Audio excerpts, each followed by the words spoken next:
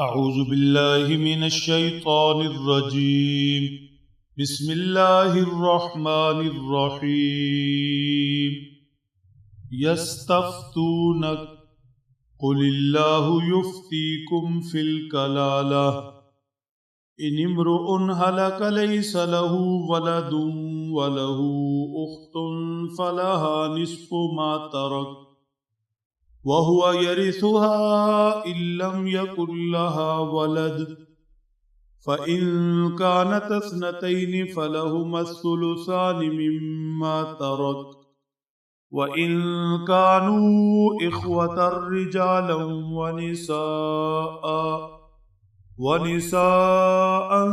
فللذكر مثل حظ الأنثيين يبين الله لكم أن تضلوا والله بكل شيء عليم صدق اللہ العظیم۔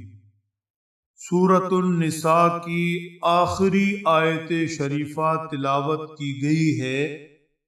سورۃ النساء کے آغاز میں میراث کے متعلق احکامات ذکر ہوئے، جن میں ایک مسئلہ کلالہ کی میراث کے متعلق بھی تھا۔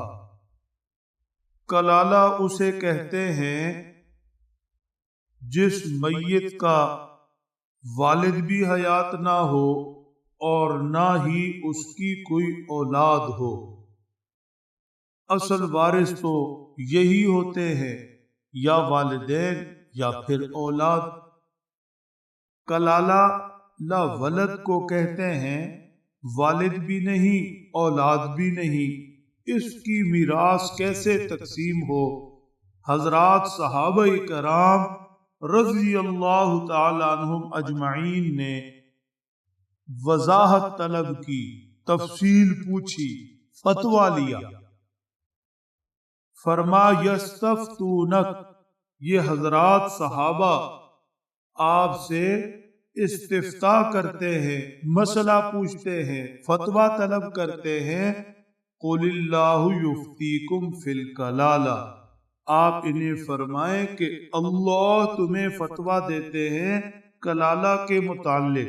اللہ تمہیں بتاتے ہیں لا ولد کی میراث کیسے تقسیم ہوگی۔ سمجھیں اور اچھی طرح سمجھیں۔ حضرات صحابہ کرام رضی اللہ تعالی عنہم اجمعین کس قدر خوش بخت تھے کہ ان کے مفتی اللہ کے محبوب تھے صلی اللہ علیہ وسلم۔ وہ ان سے فتویٰ طلب کرتے، پھر اللہ کے محبوب جو اللہ فتویٰ دیتے صحابہ کو پہنچا دیتے۔ صحابہ کرام کے اس فتویٰ کا طلب کرنا ان کا اعزاز بھی ہے اور امت پر ان کا احسان بھی۔ ان کے پوچھنے پر بہت سے مسائل اور ان کی تفصیلات امت کو ملی۔ بہرحال مسئلہ کچھ یوں ہے۔ فرمایا ان امرؤ ہلک لیس لہ ولد ولہ اخت فلہا نصف ما ترک۔ دنیا سے جانے والا میت والد بھی نہیں ولد بھی نہیں، صرف ایک بہن موجود ہے، تو اس ایک بہن کو نصف ما ترک، اس ایک بہن کو میراث کا نصف ملے گا، یہ میراث کے آدھے کی وارث ہوگی۔ وَهُوَ يَرِثُهَا إِن لَّمْ يَكُن لَّهَا وَلَدٌ، اور اگر اس کا الٹ ہو، مطلب دنیا سے جانے والی نہ اپنی اولاد نہ والد موجود، صرف ایک بھائی پیچھے بچتا ہے، تو فرمایا کہ وہ ایک بھائی اگر اولاد نہیں ہے تو کل مال کا وارث ہوگا، کل مال کا وارث۔ فَإِنْ كَانَتْ اثْنَتَيْنِ فَلَهُمَا الثُّلُثَانِ مِمَّا تَرَكَ۔ مسئلے کی تیسری صورت یہ ہے کہ دنیا سے جانے والا میت نہ والد موجود نہ اولاد موجود، پیچھے دو بہنیں بچتی ہیں۔ فرما ان دو بہنوں کو فَلَهُمَا الثُّلُثَانِ مِمَّا تَرَكَ، میت کے ورثہ میں سے 2 ثلث ملیں گے، ایک ایک ثلث دونوں کا۔